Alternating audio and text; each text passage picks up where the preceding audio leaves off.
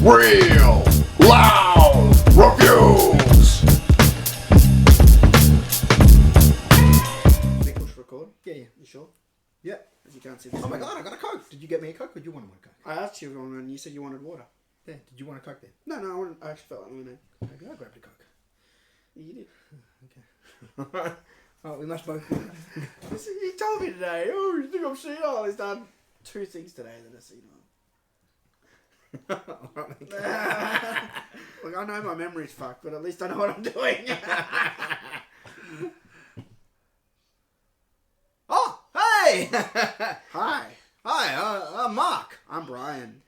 Alright, we've just seen Sully. We're very lucky. We were very lucky. You found an advanced screening for this and texted me yesterday. Yep. Are you coming to Sully? And I'm like, of course I'm coming to fucking Sully is the latest movie by Clint Eastwood.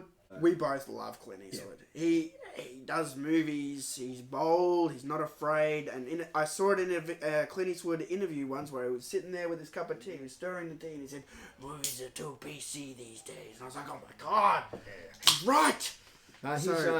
He's come a long way as a director. You know, he was always good as a director, and just we've been. You know, even when he was directing the action films and the Dirty Harry sequels or whatever, we've been very spoiled with what he's been putting out since Mystic River. It's just been, I mean, the moral dilemmas that come up in his films, the level of acting, the unobtrusively directed sort of style that he has, that he just lets the story tell itself and the actors give their best, and it's just amazing to see this. Well, he's come from being an action film star, and then now to one of our best directors. I like that he even picks in most of his movies, or most of his really popular ones lately, as you said, since Mystic River, have all had a real bold story plot. And this guy is, what, 83 years old? Oh, he's old. I think he's like 86 at the moment. 86? 86, yeah. This guy is a cinema machine. Yeah, there's still a film a year at least. And It boggles my mind, and every time a Clint Eastwood movie comes out, it's fucking good. No, this is no exception. So this is the true story of Chesley Sullenberger, who this film is called Sully. There's no spoilers, everyone knows. In 2009, he landed the plane carrying 155 people on the Hudson River in New York. Yeah. I do remember it being big news. We haven't got it here in Australia, but I don't remember. Yeah, and you hear planes and you hear New York, and I just remember that being such a big story at the time, and you're like, wow, and they even sort of make the comment in the film, a good news story for all the stories that we've heard ever since 9/11. It's just something to be talked about so much. It was it was a good story. It was a feel good thing to hear. Wow, that's amazing. It does sound like a miracle. This movie stars Tom Hanks, who I'm sure you guys know. He's been doing movies for a long time. And him as well. I mean, I used to like him when I was a kid, and the comedies and that sort of stuff. And I think I got the Burbs somewhere around here and that. Yeah. Love Joe Dante. So loved him as a kid, and then that performance in Captain Phillips. My God, it just felt like you're watching some sort of breakdown on camera. You felt bad for watching. It's like, wow, he's really transcending that. I think Tom Hanks went through. Yeah, he's just so mature. I think he's peaking. I think just the stuff he's doing now, as you said, he's mature. He looks old now. I don't know. The movies he's doing now are more dramatic roles. I think. Thinking about the film again, it's not really a spoiler, but we all know what really sort of happened with the real story. It's the story that most of us. I didn't even really know that much about it. He got taken for all these bullshit trials and hearings and investigations that were not looking very good for him, and he the whole film he's having people praise him as a hero, and you're hearing all the other evidence about, well, the plane could have landed here, could have landed there, and you're not sure, well, has he done the best thing? Yes, he got an amazing result, but maybe he should have done something else, and the film really works really well with that. And it's the flip side of the coin. Yeah. And of course, the plane's landed in the river. They've got to do an investigation. Oh yeah, no, they have to do that. I think it really does that actually well. But yeah, but they're trying to find something wrong, so they can say, that's it's your fault. Yeah, we lost a $100 million aircraft. Yeah, and I think that will really work though really well in the film. And you're not. It seems like when you hear the story on the surface, it sounds like what else could you want? He saved everyone. But then when you start hearing all the other evidence that, oh, maybe the plane should have gone here, gone there. You're like, fuck, was he suicidal? Was he not thinking properly? Is he been flying too long? Maybe, and it does deal with all these issues, and you're not sure. It's not just a slam dunk as in. It's true. Yeah. He landed the plane. He saved everyone. That was all that could be done. It does make you doubt. It doesn't think that. It doesn't go play like it's. That's all it is. It does make you doubt. The whole mindset of him is I did my job, and now everyone wants to hug me and make drinks named after me. And he's not sure too. It's uncomfortable for him. He's been called a hero, and he's not sure too now for all the new evidence coming out as the investigation's happening. Is, well, did I do the best thing? Or he did obviously the best thing he thought he could do at the time, but in hindsight, was that the best thing to do? And you can't help but feel. I really felt for him. Especially when you see like the strangers going up and hugging him, because. Especially with what he did, you see how thankful everyone is that he saved all these people. People that had nothing to do with the plane, going up and hugging him. Tom Hanks, the way he plays this role, you want to hug him. And, well, it's fucked how they're treating you. But, wow, he has saved all these people. How could you call it anything other than a miracle? And the film does question it a lot. So, it's very interesting like that. Yeah, yep. So his co-pilot or first officer is Aaron Eckhart playing Jeff, who you'd know from Dark Knight, Thank You for Smoking. He's a fantastic actor as well, and he really plays off Tom Hanks in the cockpit. Yeah. There are scenes where it's just those two, and it's just... Those guys just really know how to act, and they really know how to play off each other, and great, as we mentioned in the other movies, great chemistry, which is really important. Yeah. To get that across. Yeah, you really get a good feeling that they have an enormous amount of respect for each other, and they really know. It felt like a lot in the film that only now those two really know each other the way that those two know each other. No one else can know. It's like they've been in a war together or something. They went through something, but no one else can really. You can read about it and computer simulate it as much as you want, but no one can really understand it as much as what those two really can. Exactly.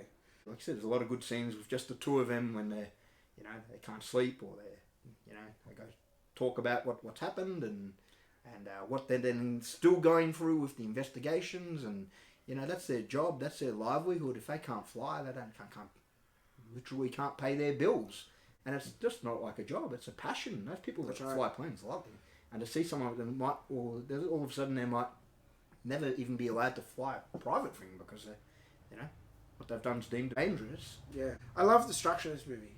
The way it starts, the way it plays out in the middle. Like you said, you live the journey of this guy. You live how he's feeling throughout the movie, whether it be doubting himself or just stressed out or anxiety or him questioning himself and everything. Yeah. And that's what's great. The way this movie plays out is so good. And we see then in parts the flashbacks to what happened, and you also then seen, he's got I suppose some sort of post-traumatic stress that they both have. Yep. And of what could have happened and what might still happen if he flies again, and because he's been questioned so much about it. So it's really sort of obviously knocking him around, and you really see it taking its toll on Tom Hanks. It reminded me a lot of the performance. Remember The Insider with Al Pacino, the Michael Mann film, and Russell Crowe's character? Yeah. Tom Hanks just starts to seem like he's really getting worn down by this. Even the good side of it, like the press, everyone wants to talk to him. They go on the Tonight shows and see Letterman. It's awesome to see Letterman doing his shtick again, and he got a few funny lines in there. And it's one day he's just doing his job, and then this has happened. I know, it's a celebrity. He might then also lose everything that he's loved. Looks so fucking good. Yeah, I was freaking out in the movie. I'm like, these shots of the city and what was happening in the foreground and the way everything was going on, and they'll show it's throughout the movie the same thing a few different times. Yeah. It'll always be a different angle, and it'll always be "fuck you, bird." It will always be from this way or that way, and not once did the movie look bad. It just looks so good. Yeah. Fuck, this guy's such a master. Look what he did with this movie. He just did so much. Again, that's the best thing, like I said about Clint Eastwood's directing style. It doesn't draw attention to itself. Yeah, it's not rammed down your throat. And this film must have loads of CGI in it, but you would not know. such an old school filmmaker, and even films these films in an old school way, but he's using all the modern technology to help. Even says on the cameras he's filmed this. He's never done a movie like this. It's all filmed with a lot of it's done with the IMAX cameras. Yeah. We've seen this on a VMAX. That's a really big screen. That's the biggest screen under the IMAX here that they have in Australia. If you guys want to show up the extra, definitely go see it in IMAX or whatever the fuck you got in your country. VMAX, IMAX, whatever it is. The big screen. You want this on a big cinematic screen. Yeah. The film, with what the film tackles about what he had to go through after landing the plane, it feels like no stone was unturned. There's nothing else to really sort of cover. Even the performance, I really like. I've always really been a really big fan of Laura Linney. Laura Linney, yeah. And she is amazing. Her performance is... her whole performance is on the phone. Yeah. She never even has a direct scene in the same room with Tom Hanks. Yep. And it's not a nagging or just crying on the phone thing. It's just it's to show that rift. Yeah. That's Well, you get that they're separated and they just can't be together while this is going on, and you really get how close they are, and they don't need to have it that they're holding each other for you to feel that. It's just there from the being on the phone. So, I'm ready to give it a score. 10. 10. I would give it a 10. Yeah. I'm serious. Yeah.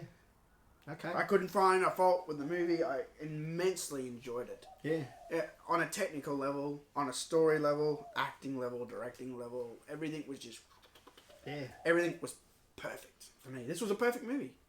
Maybe later on I might watch it again and might change my mind, but for right now, I'm still buzzing off the movie, and I really enjoyed it. And I often, honestly, don't like to give out 10s, but I can't think of a problem with the movie. Yeah. If you like this type of film and you go see this, the way he's done this, it's perfect. So I'm going to give it or 10 as well. Yeah. Wow, you're going that high too. Yeah, I think it's hard to get him to go. I reckon it's like an A+.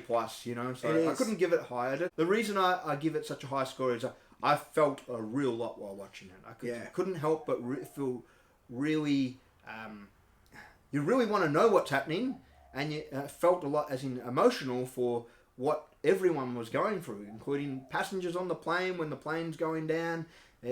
Feel so much for what Tom Hanks' character Sully had to go through with the investigations and having to be able to try to justify everything, and you can't help but feel anger towards people that are investigating him sometimes, and so it's a film, but it's about a story we even know. It's pretty easy to know about the story, but to still get so much emotion out of it. He did an amazing job with this. So Clint Eastwood, this is one of I think this is a lot better film than even American Sniper and any of the recent ones he's done with Jersey Boys and that. So this is a really good, a fantastic movie, but only in the hands of Clint Eastwood. This story with Tom Hanks, that's a perfect marriage or collaboration there, and what he's been able to do after the success of American Sniper is to be going to get Tom Hanks in this role is an amazing result.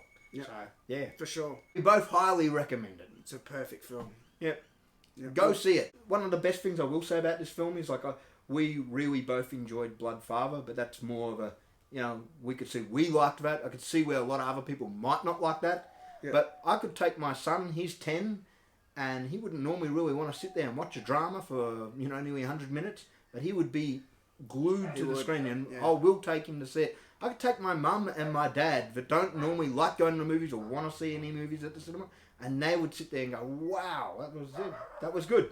Yep. Even the dog wants to go see the movie. Yeah, we'll take the dog. He's screaming. What about me?